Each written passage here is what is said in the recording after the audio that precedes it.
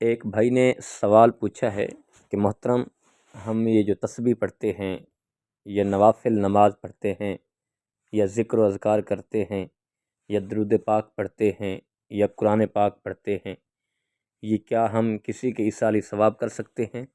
اس بارے کیا حکم ہے؟ رہنمائی فرما دیں۔ السلام علیکم ورحمۃ اللہ وبرکاتہ۔ محترم، آپ نے بہت اچھا سوال پوچھا ہے، اور آپ نے جو سوال پوچھا ہے اس کے متعلق آپ سن لیں۔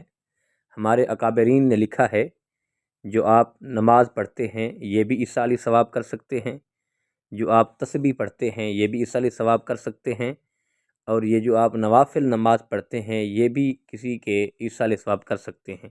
مثال کے طور پر آپ اپنے والدین کو بھی ایصالی ثواب کر سکتے ہیں، اور آپ یہ دعا مانگ سکتے ہیں کہ اے پروردگار عالم، ہم رسالت مآب صلی اللہ تعالیٰ علیہ وسلم کے توسل سے کریم آقا کے صدقے ہم آدم علیہ السلام سے لے کر آج تک جتنے مسلمان دنیا سے رخصت ہوئے ہیں، ہم سب کی روح پر نور کو پیش کرتے ہیں، مولا قبول فرما۔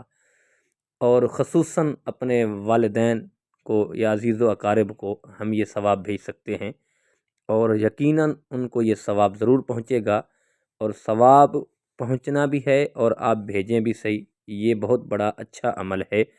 اور محدث ہمارے بزرگوں نے لکھا ہے کہ اب جب والدین کو ایصال ثواب کریں گے، چاہے وہ قرآن کی صورت میں ہو، چاہے وہ نوافل کی صورت میں ہو، چاہے وہ تسبیح کی صورت میں ہو، چاہے درود پاک کی صورت میں ہو، اور جو بھی آپ ان کو ایصال ثواب کریں گے تو اس کا ثواب ان کو ضرور پہنچے گا۔ اور یہ ہمیں ایصال ثواب کرنا بھی چاہیے، اور ہمارے جو عزیز اقارب دنیا سے چلے گئے ہیں اور ہمیں ان کے لیے دعا بھی کرنی چاہیے اور ایصال ثواب بھی کرنا چاہیے۔ اور اللہ ہم سب کو اپنے والدین، عزیز و اقارب کے لیے اور دعا کرنے کی توفیق عطا فرمائے۔ ما علیہ الا البلاغ المبین۔